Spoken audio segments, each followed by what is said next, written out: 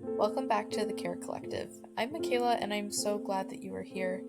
Before we dive in, just wanted to give a quick content note. Today's conversation will include topics around cancer, hospice, and grief, so please listen in a way that feels safe for you.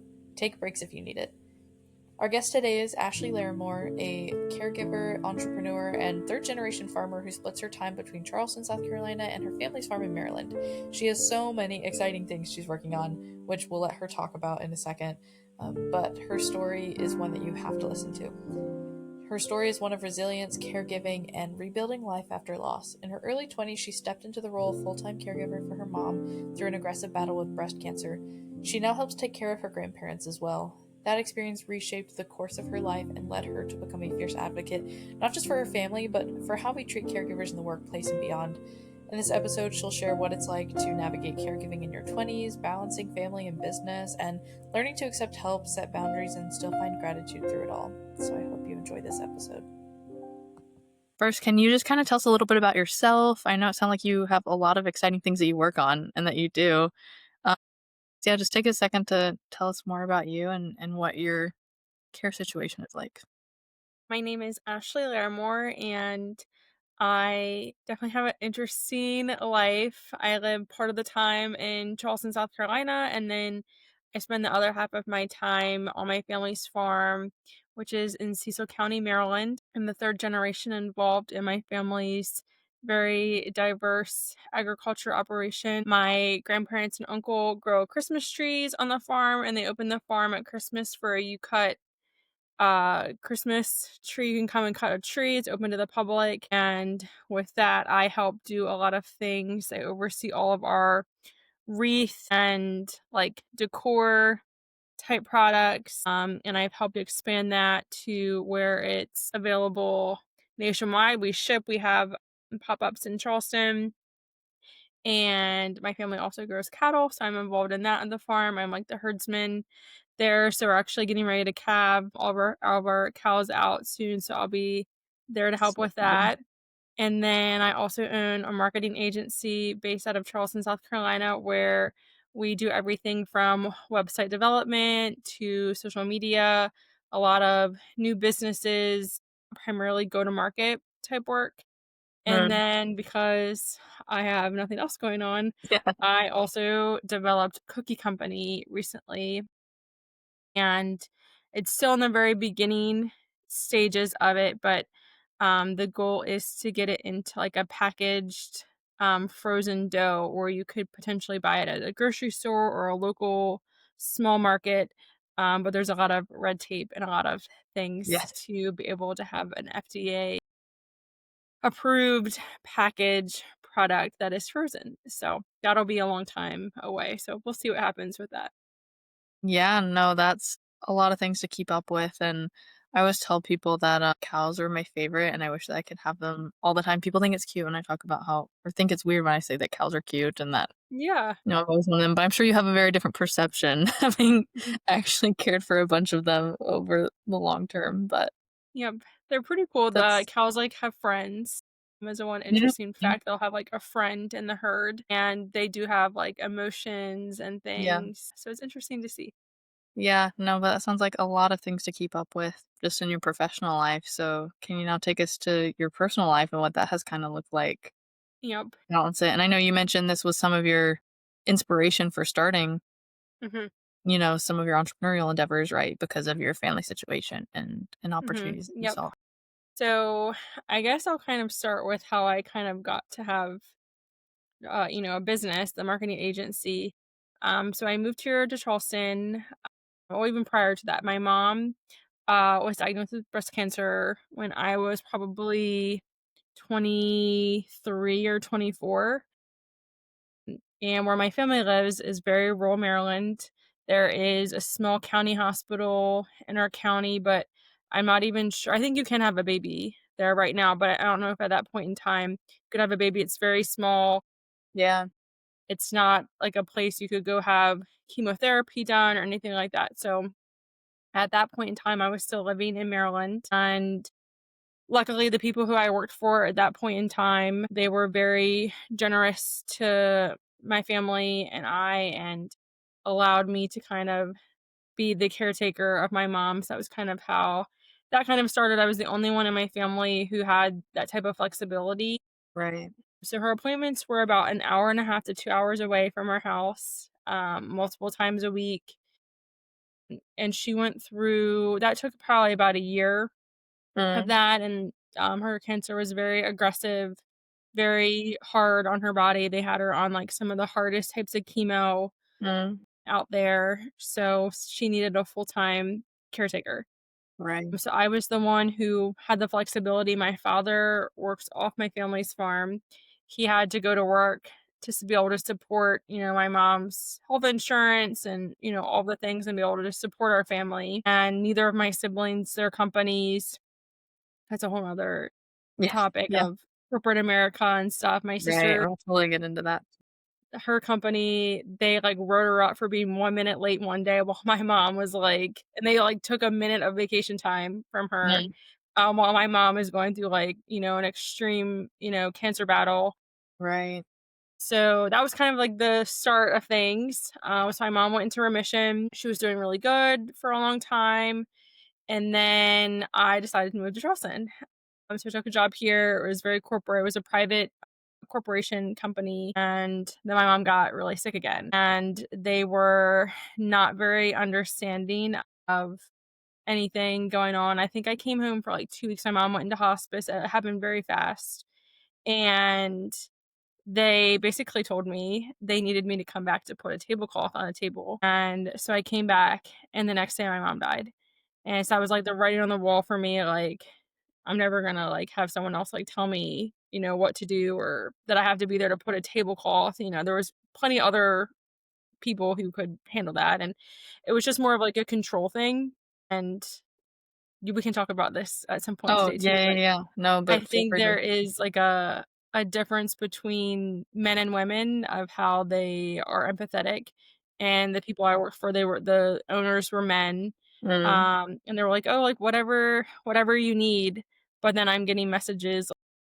Oh, I was still right. working, like, every day while I was home, like, they would call me and all kinds of stuff, like, constantly throughout the day. I remember sitting with my mom at, like, being, like, 10 o'clock at night and them, like, calling to put in an Amazon order, Yeah.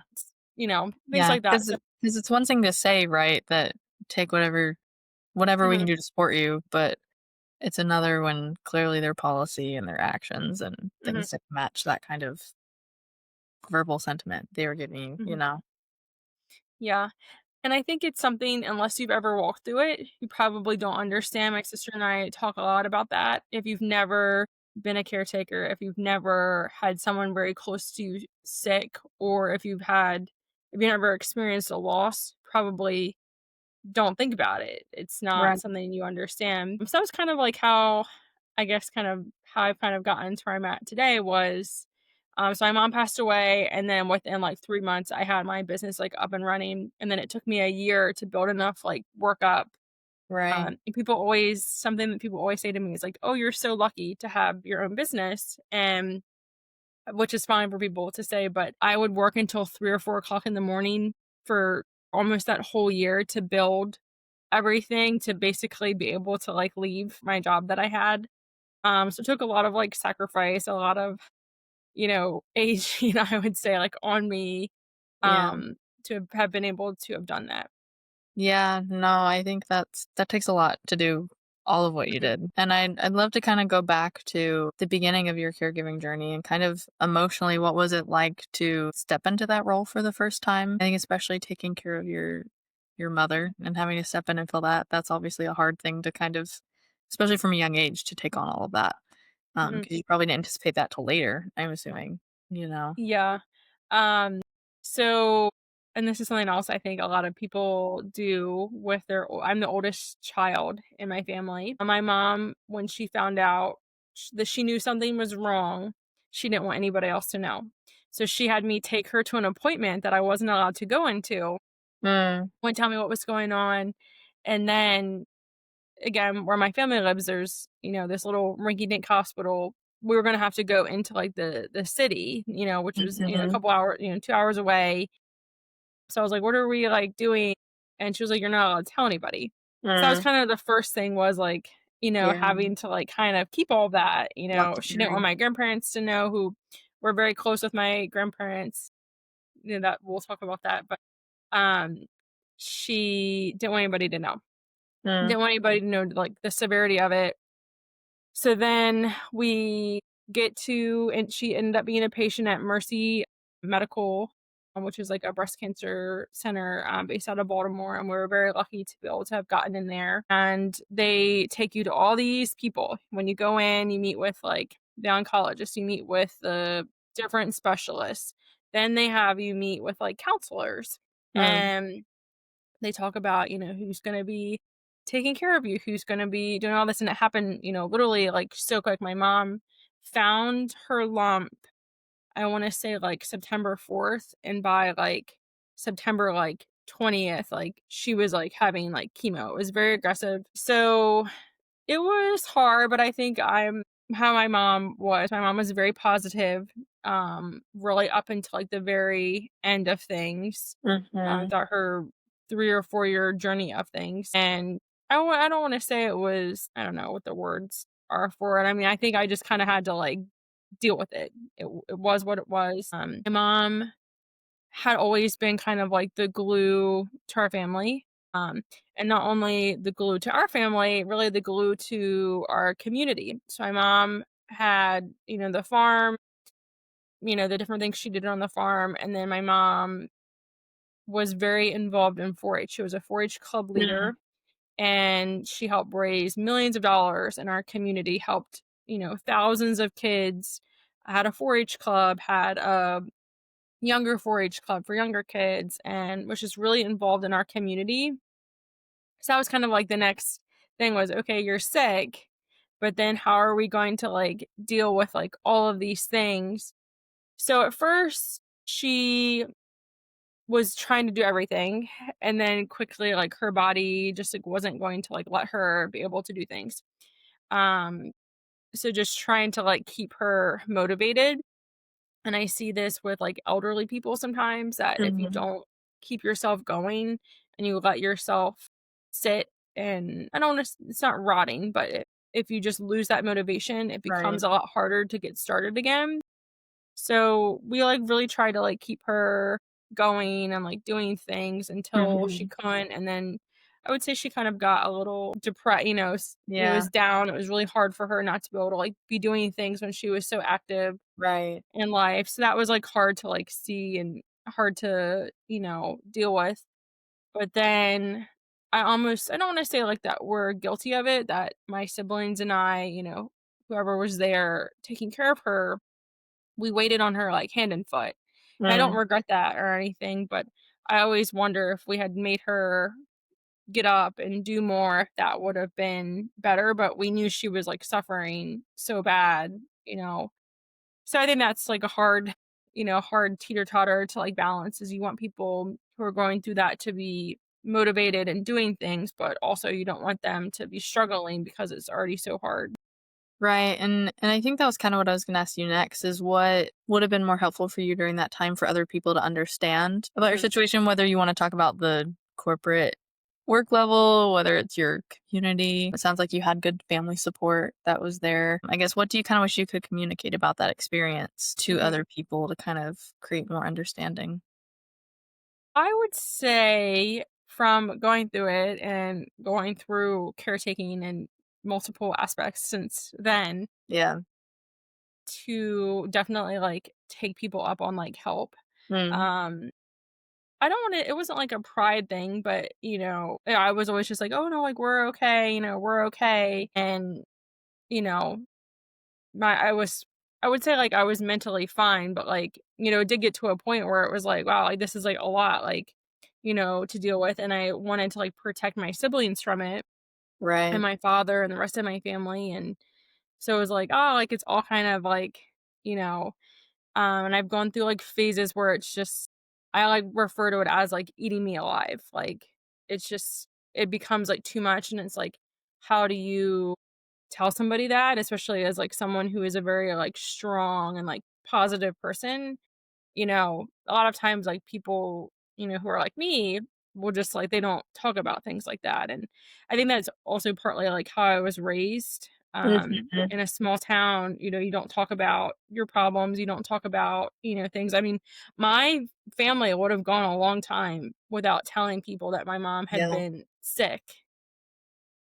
If my mom didn't look sick and could have been out Right. doing stuff, they wouldn't have told people. Yeah. That's what But I was that's gonna just ask, like a like, when did you kind of have to break the news to people, or what were kind of the responses when you did?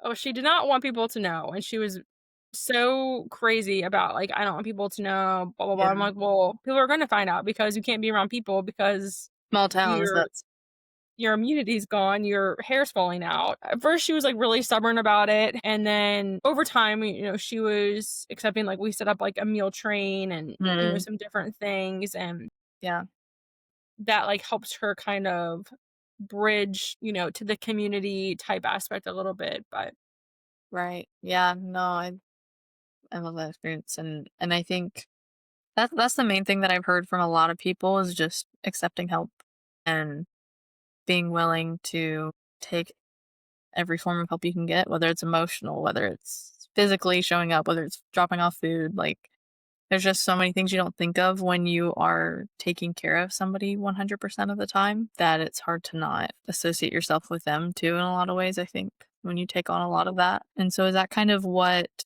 I know you talk about last time we talked as well, some of your boundaries and how that kind of equated to your decision to move to Charleston. Could you talk through some of that of how you use that as an opportunity to create, I guess, some mental mhm. space, to kind of be able to step away and have healthy boundaries and but still be able to be there and show up for your family.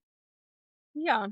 So, like I said, it kind of got to a point where my mom had been going through all her like treatments and things. I think it was like close to like a year, maybe a year and a half of like pretty like rigorous, doctor's appointments all the time, her being sick all the time, all these things. And I didn't, I really wanted to protect my siblings, from a lot of it. And then it just kind of got to the point where it was like too much. And then luckily it was kind of like when she was like done things, so I had the opportunity to like move, for a job and some different things. And so I did. And it was like hard at first, because they were like so dependent on me. But one of the biggest things that people ask me is why don't I just move home? Because I guess I still go back and forth literally like every like 2 to 3 weeks to help on the farm now with my grandparents and different things. And I always say that it's been the best thing for me to, like, leave as much as I love the farm and I love my family and stuff,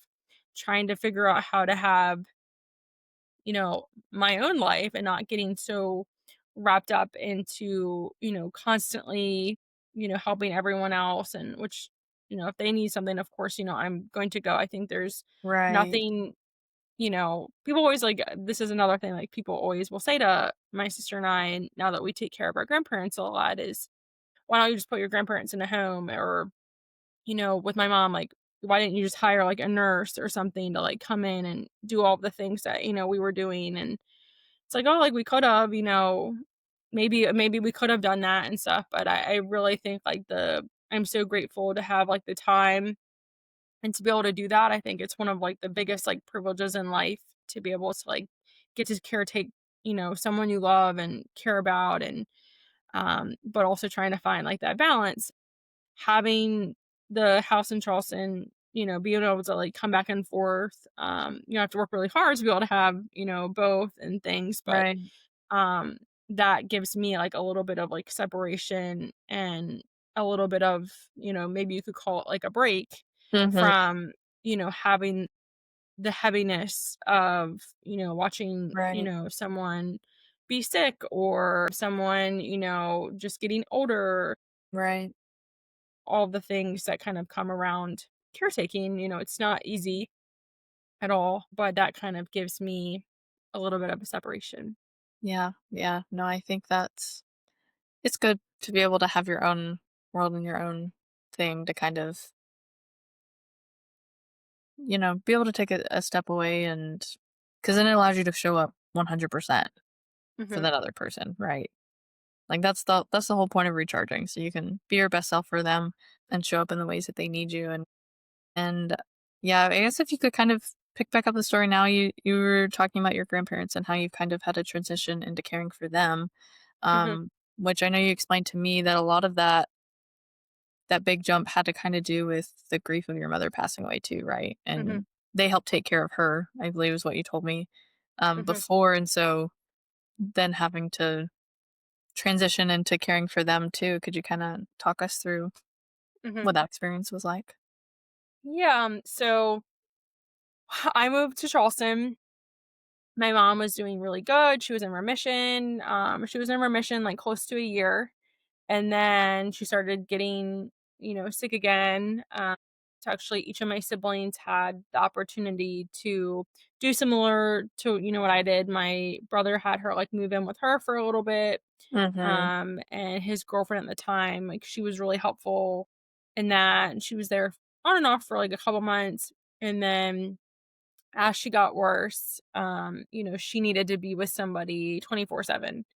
And my dad still, to this day, he still works off the farm. And he is like, he's not there during the week, like Monday through Friday, like he's gone for his job Right. off the farm. So she needed to be with somebody 24/7. And so then we ended up putting her in my grandparents' uh, and because it was just more accessible, and where my family lives, they're all very like close to each other, Mhm. except my sister lives like an hour south. So in her job, this is like prior to COVID, so there's no like remote Right. work or anything. And the people she was working for, they're a big like corporate group. I told you they wrote her up for being a minute late. Yeah. At this time, my sister's boyfriend had the flu and he ends up going to the hospital. He lives where they live. You definitely cannot have a baby at the hospital where they're at. They did a blood sample and they came back in and said you have leukemia. Mm. So they medevacked him to Baltimore to where the hospitals are. And he had a childhood form of leukemia that came out at an older age. And so that was like a whole nother thing. So my sister is trying to take care of him Mhm. while my mom is like progressively getting worse. And throughout this time, my sister ends up being able to bounce back and forth between the two hospitals in Baltimore. Her boyfriend ended up having to stay in the hospital. I think they were there for like 3 months, like 90 days. He had a full stem cell transplant. His brother was a perfect match. So they're going through all that. So I'm tied into this corporate job here in Charleston. They're not being flexible, me coming back and forth. I think they gave me like, I think I had like 2 weeks of vacation or, something like Yeah. that. Like it was Which something, goes really fast in crazy. these situations if that's what you're gonna use it for. So they we get her into my grandparents' house and she's doing good. And then as time goes on, that's like their purpose, is like taking care of her. And my grandparents now, like at this point in time, they're probably like in their 70s still. And, all of her appointments, my grandparents are still both driving. Mhm. No like major like health issues going on. Mhm. So then as my mom like gets worse and like we have hospice come in, she did Right. stay in their house until she passed away. Like she passed away in their house. So then she passed away in November of 2019 and we had like her funeral and that was like another like, once I think you go into hospice, you're just preparing for everything. So it was like preparing for this funeral, preparing for all of these things. And that was like, we didn't have her like funeral right away. And that was like a whole nother huge thing was we had over like 1,000 people who came to my mom's like visitation. It was, I don't want to say it was overwhelming. Like we were all very grateful, but it was just kind of like the closing of, her life and things. So then we go into Christmas and my family has, the Christmas business. That was like the last big thing before COVID. So my grandparents had, taking care of my mom, the funeral and then Christmas and then COVID happened. My grandmother has like COPD. So she was like really crazy about coming out. Like, so that was like her last like normal bit of life was like then. And then COVID happened. And then now years later, my grandmother just kind of let herself decline over time. She doesn't drive, and that happened like pretty quickly after my mom died. They became like very like depressed. about losing a child is how, they talk about it. And so that was like really hard to like see, your grandparents, talk about that and trying to like keep them, up and going. So now to this point, they have like declined. Now they're like 84. So they are like up there in age, but that was kind of like the triggering point was my mom passing away really for my grandmother, especially to just really check out of a lot of things. So Right. she's now on oxygen 24/7. We have, like, oxygen machines, like, in her house. Mhm. She's in a wheelchair. She's getting closer to being very, like, immobile.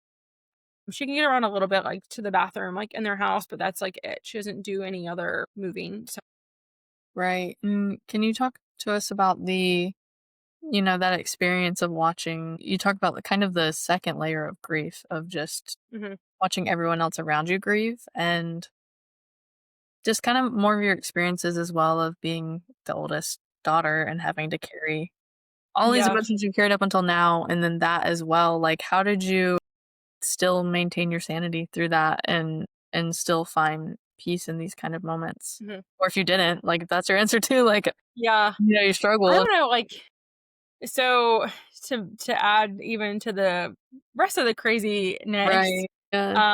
so my mom passed away in November of 2019. My sister's boyfriend went through his like leukemia stuff. He was doing better. He had already had a stem cell transplant by this point. He's better. My sister and him are like trying to kind of figure out their lives. He had just gone through something very major. My sister's going through something major. So they'd taken some time apart. But my sister had a friend who was one of her really, really close friends. He passes away in a car accident like 2 months later after my mom passed away. And so my sister is like completely like devastated and shambles. I mean, she was like skin and bones. So I didn't have really I would say like I don't know if this is like normal, but like I don't know if I like ever really like grieved my mom or it's just like something that like is always So you just kinda I don't have think it the ever really like goes away like the feeling of it, but so I didn't really have like a lot of time. right. So that happened. I immediately had to like go home to deal with my sisters. Luckily like COVID's happening right now. Mm, But the people who I worked for at that time, they didn't know where I was. yeah. So I went home and, like, had to get her together. I ended up bringing her to Charleston for, like I think she was here for, like, a month and a half to try to, like, get her back together because she was not mentally okay. It was just a lot, for, somebody I mean, anybody, let alone I mean, I think she was, Right. like, 25 at the time, 24, 25. So there's a lot of things going on, but, watching my grandparents grieve, uh, my mom was very hard. Watching the people in our community, that was, like, something that I don't think people talk about when, someone who's really involved in the community passes away, that you have a lot of people who talk about, the person who passed away, and it's like, "Oh, that's my mom," like you're talking about, so that was a lot, I mean, it was, like, all, like, really nice, support and, like, nice things, but it was, like, really overwhelming, and I'll never forget, like, walking, the day of my mom's, like, visitation, my aunt was with me, and we walked into, like, the funeral the church that it was gonna be at, and there was people who we knew, who were at the church who came up to me and were like, "Oh, like, I'm so sorry." I still never forget, like, that feeling of just like, "Okay, like, this is, like, real now." So that was, like, really tough. Yeah. Yeah. No, it's a lot of things and, especially if you felt like you didn't have time to grieve then in the moment because you had the Mm. next person you had to take care of. I imagine it's kind of been a maybe a longer process then for you than for other people. Yeah, and I've, like, worked with people or, like, been around people who are like, "Oh, like, it's, like, almost like a checklist of things." So, like, Yeah. "Oh, like, we have the funeral, like, we have, like, doing their estate, we have, Mhm. these things," and it's like, "Oh, like, that book's done." Like, I'm not going to, like, worry about it. But I think, like, I don't know if it's just that I had a different relationship with my mom. Like, our Right. family's very, very close. My mom and I were, like, extremely close. I don't know, it's just, like, something that I think you just kind of always deal with, or at least, for me, it's just maybe I didn't have some, like, big, like, couple months where I was just like down and out, but it's just like something that's like always, I think it's always on your mind too, is like something else people don't think about is I think about it literally every single day. Yeah, Um, I don't know, it's just unless you've like gone through it, I think it's hard it to is like hard. understand. And something I always appreciate is when people like ask about my mom or like talk about my mom. So it's like nice. Yeah, on that note, what was one of your favorite memories with her? Uh, my So it's mom probably hard to was just answer, but yeah, my mom, grew flowers and different things at the farm and just was just this positive, like bright, person. And she just did so much like in our community and, for our yeah. family. And if there's like anything that like we wanted to do, like my mom, like sacrificed whatever she had to do to like make sure that like my siblings and I like could do that or Mm, the people like in our community if they needed something like she would figure out like how to be able to like raise money for them or whatever. And it was just like she was just such an amazing person and just did so much. But I'm actually through what I do with the farm yeah. here in Charleston, I am getting ready to do like a Easter flower sale. So I have all these like flowers in my kitchen. I Mhm. actually went and cut a lot of her flowers, so we brought her flowers that, like, come back every year, like daffodils and Yeah, tulips and stuff. We cut a lot of them and brought them here, and then I'll make these Easter arrangements. But so I keep thinking about her with all her flowers. yeah. No, I love that, and I can tell at the core of it, it's really cool to see how much your mom inspired you to just Mhm, care for other people, and even seeing the way you stepped in to take care of your siblings at different points in time, and now your grandparents, I can tell she really instilled that love and care for other people in you, so I think mhm. that's really inspiring to see, and I'm sure she'd be very proud of where you're at right now and everything that you're doing. And could you kinda share, I guess, transitioning more about your care journey experience with your grandparents, what did you kinda learn from taking care of your mother to now having to apply that to your grandparents, or in what ways has that been, a different battle to kind of experience? Well, I would say people who are sick or elderly people can be very Mhm. stubborn. So when you have to stay on top of them to make sure that they're doing what they're supposed to be doing, that they're taking their medicines, that they're whatever it is, I've learned that it's almost like in a way like taking care of a child. I mean, my mom, even at the beginning, like she was very like difficult to like, me making sure that she was taking care of herself or, doing the things that she was supposed to be doing. Mhm. And then the other biggest thing that I learned with my mom was like advocating, being an advocate when you go to the doctors. Mhm. At one point in time, my mom, she had a port and different things. Her body rejected 2 ports over the course of Mm. her treatments, and, it was over a couple years, and they would have awful problems with it. Mm. And we were at, the doctors one day, and there was a new nurse in there, and they kept messing with her and poking her and poking her and poking her. And I'm like, my mom's like crying. And then my mom did not cry, like very rarely, like throughout like this course of her being sick. Like I might have seen my mom cry twice from like being in pain or just so sick. Or if she did, she never let us, see it, which she was like that. And I guess I'm like that. Like I guess I don't know, but just stepping in and being like, hey, like this, you can't do this to her like anymore. Yeah, It's just like learning how to advocate and like not that I think like doctors take advantage of people or nurses take advantage of people, but you know, sometimes I do that. I've seen at points of times where they forget like it's a person. This right, is their body, it's painful, whatever, and like the emotional aspect behind it. So right. where my mom went for her chemo, it was an open room so you could see all the other people doing it. So you saw people who were on their deathbed. You saw people who were the cold capping had just came out when my mom had gotten sick, and Mm. I think it was really expensive. Like it was going to be like $40,000 when it Yeah, first came out, and there was like no like funding or anything like that. And we were like absolutely like, we can't afford to do that, and we right, weren't going to try to raise money for it or anything like that. So my mom saw, that, this woman getting to keep her long, pretty hair and, different things. So there was a lot of like emotional things, kind of going along in this room. But then also, they would put a curtain around if you wanted, if you had like a problem or, if you chose to have a curtain around you. But most people, it was like a social thing. But to just try to advocate when, like, something wasn't, like, going right in front of a bunch of other people, like, not being scared to be like, "Something's not right," like, Yeah. so it was interesting, and that kind of paid off. I don't wanna say paid off, it provided me a good learning experience to help with my grandparents. I have strong opinions about, like, elderly care. My grandparents see a couple doctors who just push drugs on them Mm, and don't ever ask, like, "How can we, like, get you better?" It's like, "Oh, here's a new drug." right. And so that kind of puts a bad taste in my mouth, and I've had to really advocate with them and, you know, try to explain to my other family members who help with them, like, when we Mhm. take them to these appointments, if I'm not here, you need to, like, stay on top of them. You don't need to just be like, "Oh, yeah, we're just gonna take this new drug." And the example that I like to share with this is my grandmother with her breathing.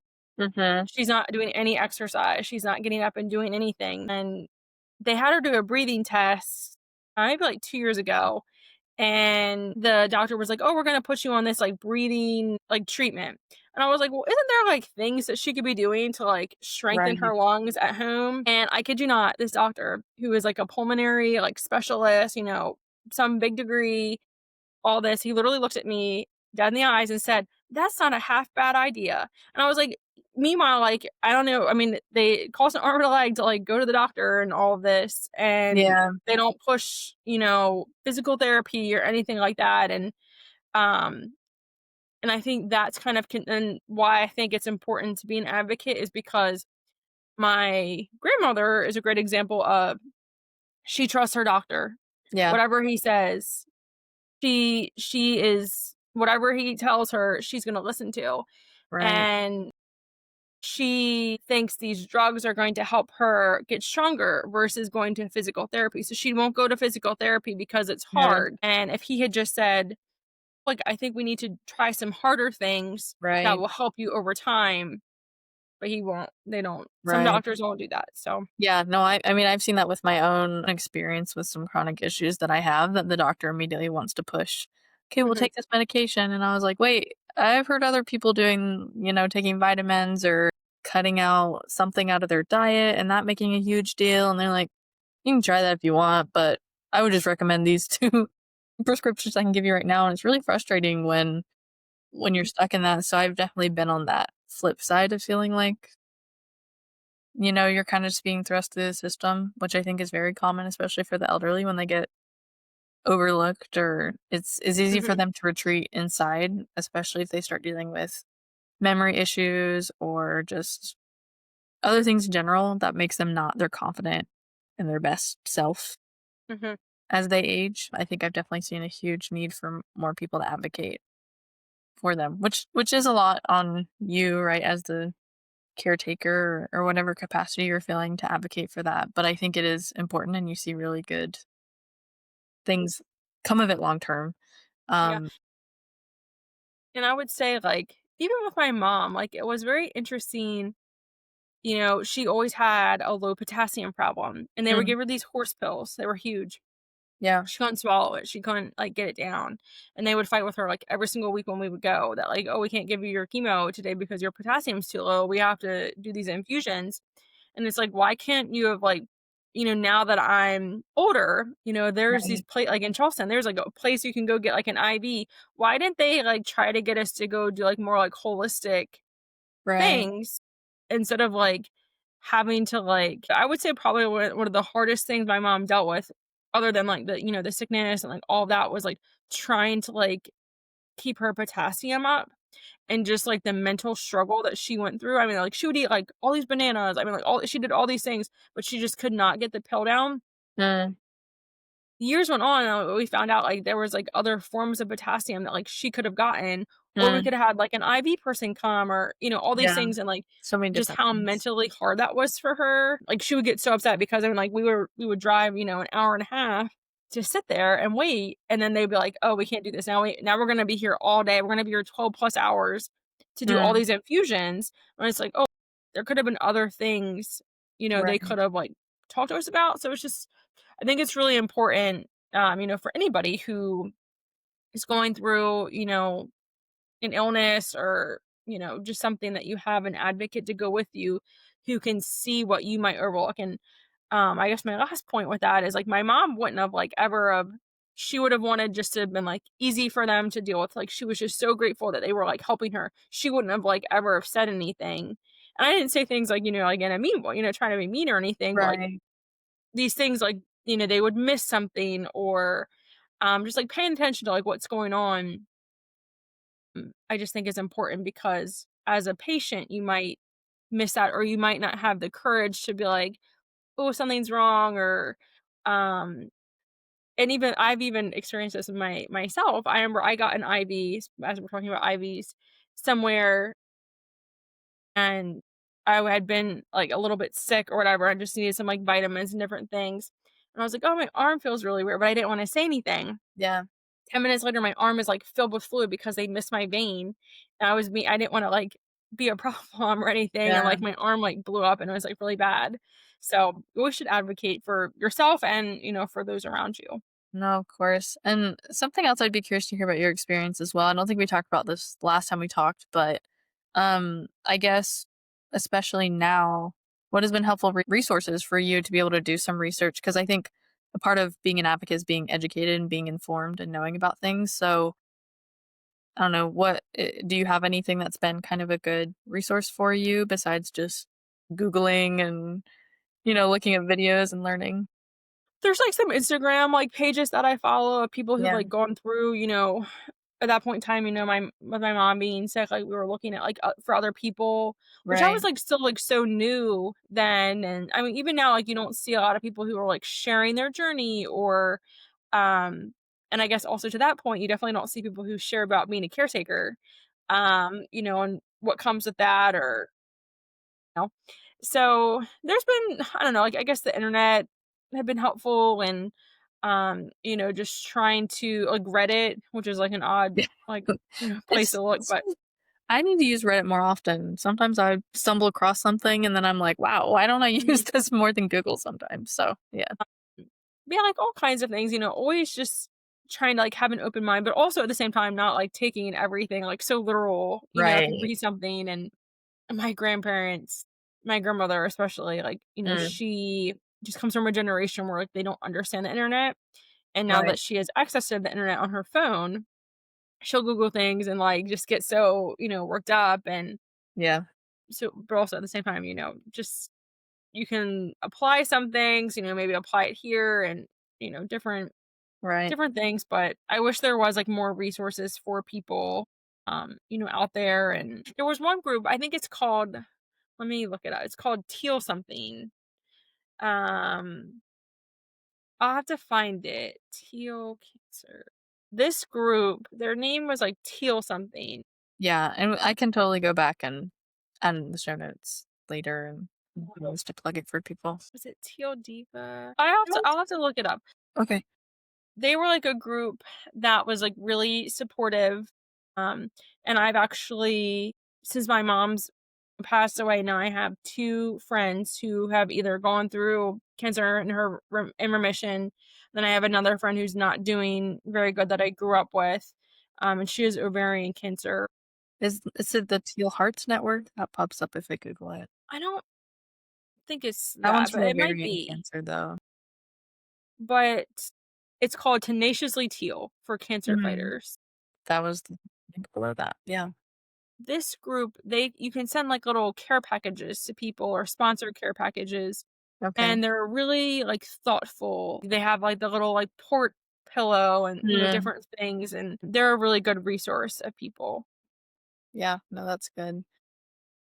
Yeah, I always love highlighting resources that people found helpful so we don't have to reinvent Mhm, the wheel and do things all over again. Because I know there's a lot of great organizations out there that are really helping mhm. people and through a lot of things. So I guess just to kind of close out the conversation, mm, is there any other advice that you would give to somebody if they're in any kind of caregiving situation? They're just feeling stressed and overwhelmed. I would say if you're in a care if as a caregiver, you should always have help. Um, you know And, as someone who is it's hard to, like, ask for help, because I just don't wanna, like, it to be a burden on someone else or, someone else have to, get upset about it or anything. I feel like it's just easier for, like, me to deal with it. I've learned that you can't always like live that way. It's not healthy, and it'll just eat you alive, as I say. So like having, someone you can talk to about it, having someone who can help. And like help doesn't have to mean having like a caregiving team, that's expensive. And, my family couldn't, have ever done that or anything. But having someone who can even just come sit with the person you're caretaking, read a book. And I feel like that's how people used to be in the world, that, people Yeah. used to go and like sit with somebody, and you had your communities with your churches and different things. And now you don't see that as much. But I think, if people got on the internet and said, oh, like my grandfather would love for someone to come and sit and talk about baseball or something Mhm. with him, or watch the baseball game at our house, what a nice thing. Or you could have someone send a card, or I don't know, just like little things to like kind of brighten their day. But I Right. think when you see the person you're caretaking for's day brightened in some aspect that didn't come from you, that helps you in a way. But definitely not letting it all, ride on you. If you have, family members who can help, not being like scared to like ask, for their help, and just trying to make, a plan. I will say the other thing that it can get, I've seen it not necessarily in my family, but I've seen it in other families where, fighting happens, when you're in these types of situations. And, just always remembering why you're helping, your family, or whoever you're caretaking for. And, it really being about the person you're helping with, and not whatever the material things are, or whatever the gain is out of it. And just trying to find, the gratitude that you have with that person, and being grateful for the time that you get with that person. I always say, I'm always so grateful for the time, every appointment I take my grandparents to, every errand they ask me to run, whatever it might be. It's just, I'm very grateful to get to do that for them when they can't do that for themselves now. And I just hope more people, can think about, their grandparents or elderly people, and try to help them in, some way. Yeah. No, of course. I think the more the community gets involved, because I think I've seen the benefits I have gotten from being a caregiver and from getting involved with people. I benefit from the advice they want to give me, or just being able to build a relationship with them. And so I think if we can have more of these conversations and normalize these kind of experiences, the more connected we can be. I think everyone's going to collectively benefit from that. And I think that's going to take a huge weight off of caregivers' shoulders and just make life better for everyone, make life happier for everyone, right? So I really appreciate you being willing to share all this today, and to share more Yeah. of your story, to just encourage people that they're not alone in what they're Mhm. dealing with. Mhm. Because like you said, the connection that comes from talking to other caregivers and from seeing their experiences, I think there's a lot of power in that, and that really helps Mhm. people to just find more strength in what they're going through. Mhm. So I Yeah. really appreciate that. Yeah, and I think it's like more like, I don't know. My like I've said, my family like never want to talk about my mom and stuff, like, different things. Yeah, They don't ever want to talk about like my grandmother will tell people that she's like fine, that she's perfectly fine, yeah, even though that she's not, which right. that's, whatever, that's an older person thing. But I almost feel like maybe it's the same with people who are caretakers, that, Mm, my when I meet somebody, like my first thing that I say is like, oh, like, all right, I don't usually tell people like, oh, I help take care of my grandparents. It's not something that right, I usually like talk about. And maybe I should talk about that, because you see, maybe they're a caretaker and like they don't want to talk about right. it, or they feel like, oh, that's going to be like a Debbie Downer type thing. And it's like, no, like I'm very like positive. It's not like a It's not a negative thing that burden. I help take Yeah. care of them or different things. And so maybe that, if more people talked about it, maybe it would, have more of a community around it. Yeah, because I think it's been really interesting the more that I've been having these conversations with people, to just see how common it is. And I truly wholeheartedly believe that care impacts everybody, whether you're talking childcare, early stage of life, if you're talking elder care and everything else in between, you're going to be involved with it at some point, whether you're the recipient or the one giving care, right? So Hmm. I think that's where more people, if they would just have that expectation, understand it's going to impact them at some point, then they would care in the workplace, how it's affecting their Hmm. coworkers, because next year that could be them going through the same thing. Hmm. So again, I think that awareness is a huge part, but obviously there is a lot of emotions tied to it. So wherever you're at talking about it, Yeah. I acknowledge that it's probably the point that you need to be at too. And that I think it's important to find gratitude and be positive no matter how hard, things get, and whether you pray about it, whether you meditate, whatever your thing is with that, just finding that space just to be grateful to be in that position. I think life is full circle. Like you mentioned, someone at one point was a caretaker for you, whether you're a baby or sick, had a broken leg, whatever it might be. And I think as someone who also works in marketing and sees Yeah. how the internet works and how the internet has taken control of people and their minds, and it's like, oh, like we have to be on our phones like 24/7, and TikTok and Instagram and Right. da da da da, and like see all these like perfect lives, and someone in Hawaii, someone in Switzerland, whatever it might be. It's like, oh, like that's not reality for like probably like 90% of people. It's not how the world works. And um so just trying to remind people that it's not something you should be like ashamed of, or it's not something you should feel like down about, and, unless it's like sad. I understand that aspect of it, but Right. just trying to be grateful to get to be in that position. Yeah. No, I think definitely make the most of it and enjoy the time that you have with that person, right? I think that's the big thing that you learned that you touched on a lot, and just stay along for the ride as long as you get to enjoy it, and you'll have great memories to take with you afterwards, hopefully. Or some not great memories too, I'm sure, but Yeah. just remembering the beautiful parts of the journey and how you grow as a person, because I think that's the biggest thing too, right? Your personal growth through all of it, Hmm. and just carry it on with you into every other aspect of life. I really appreciate you coming Yeah. on and talking today, because I learned so much from your story, and it's very inspiring, and um, really touched me a lot to learn from you and your experience. Well, I'm glad I could share about my life. People always say I Yes. should write a book, Yes. I because mean, I've gone through so I think so many too. things. I would read it. So sounds like you have a lot of really good experience, and you've helped a lot of people. So No, thank you. Thank you so much for listening to this conversation with Ashley. I hope her story of caregiving, resilience, and finding her voice has encouraged you, whether you're giving care, receiving it, or maybe even supporting someone from a distance. Because we're releasing this in October, which is Breast Cancer Awareness Month, it's a timely reminder of how powerful community visibility and advocacy can be when an illness can completely shake up your life. If you found value in today's episode, would you please leave us a review on your podcast platform of choice? Every review helps other caregivers and heroes like you find this show. A few sentences about what you appreciated, whether it was Ashley's story or talking about boundaries or just simply knowing you're not alone, it really makes a difference. Also, if something from the episode moved you, I would love to hear that from you. Please send me a message or post about it on your Instagram and tag carecollective.podcast. We'd love to hear what you think about it.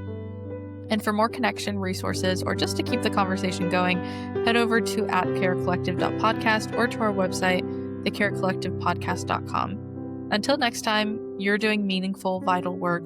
Please take care of your heart, show yourself grace, and remember you don't have to do this alone. I'll see you the next episode.